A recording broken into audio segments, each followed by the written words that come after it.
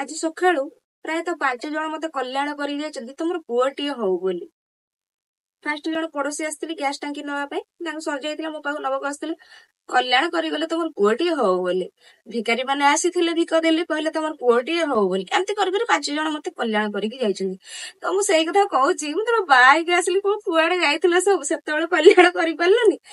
ଆଜି ଯଦି ସେତେବେଳେ କଲ୍ୟାଣ କରିଥାନ୍ତା, ମୋର ଝାମ୍ପୁରୀ ମୁଣ୍ଡି ଜାଗାରେ ମୋର ଝାମ୍ପୁରା ମୁଣ୍ଡା ଥାନ୍ତା, ନହେଲେ ମୋର ଟୁଇନ୍ସ ହେଇଥାନ୍ତା। ମୋର କିନ୍ତୁ ବହୁତ ପସନ୍ଦ ଟୁଇନ୍ସ ହବା ପାଇଁ।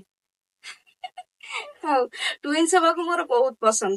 ଟୁଇନ୍ସ ଯଦି ମୋର ହେଇଥାନ୍ତା, ଗୋଟେ ଝାମ୍ପୁରା ମୁଣ୍ଡା ଥାନ୍ତା, ଏକା ସାଙ୍ଗରେ ଏପଟେ ଚାମଚ ଖୁଇ ଦେଇଥାନ୍ତି, ଏପଟେ ଚାମଚ ଖୁଇ ଦେଇଥାନ୍ତି, ଏକା ସାଙ୍ଗରେ ମୋର ବଡ ହେଇଯାଇଥାନ୍ତା। ଗୋଟେ ନା ହେଇଥାନ୍ତା ଚିକୁ, ଗୋଟେ ନା ହେଇଥାନ୍ତା ଡୁଗୁ। ହେଲେ ମୋର ତ ଡୁଗୁ ନାହିଁ, ଖାଲି ଚିକୁଟାଏ ଅଛି ବୋଲି। ହେଲେ ମୁଁ ଏତିକି କହିବାକୁ ଚାହୁଁଛି କି ମତେ ଏତିକି କଲ୍ୟାଣ କରନ୍ତୁ, ମୋର ପୁଅ ହଉ ବୋଲି କଲ୍ୟାଣ ମତେ ନ କରନ୍ତୁ, କିନ୍ତୁ ମୋ ଝାମ୍ପୁରୀ ମୁଣ୍ଡିଟା କେମିତି ପାଠ ସାଠ ପଢି ବଡ ହେଇଯାଉ, ସେଇଟା ମତେ କଲ୍ୟାଣ କରନ୍ତୁ। କାରଣ ସିଜରିଂ ରେ ହେଇଛି, ସେ ମୋର ବଳ ଆଉ ନାହିଁ ଯେ ସିଜରିଂ ର ସେ କଷ୍ଟଟାକୁ ମୁଁ ସହିପାରିବି, ଆଉ ସ୍ପାଇନାଲ ରେ ସେ ଆନାସ୍ଥେସିଆର ଯନ୍ତ୍ରଣାଟାକୁ ସହ୍ୟ କରିପାରିବି। ମୋର ସେ ମାନେ ସକ୍ଷମତା ନାହିଁ ମୋ ପାଖରେ। କିନ୍ତୁ ଗୋଟେ ଜୀବନକୁ ତ ସଂସାରକୁ ଆଣିକିରି ମୁଁ ଏତିକି ମୋର ହାଲତ ବ୍ୟାଣ୍ଡ ବାଜି ଯାଇଛି।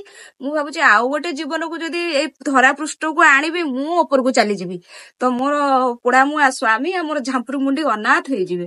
ତା ଅପେକ୍ଷା ମୋର ଦରକାର ନାହିଁ ସେ କଲ୍ୟାଣ, ବରଂ ମତେ ଏତିକି କଲ୍ୟାଣ କରନ୍ତୁ ସମସ୍ତେ, ମୋର ଝାମ୍ପୁରୀ ମୁଣ୍ଡିଟା ବଡ ହଉ, ମଣିଷ ହେଇଯାଉ, ଭଲ ପାଠ ପଢି ମଣିଷ ହେଇଯାଉ।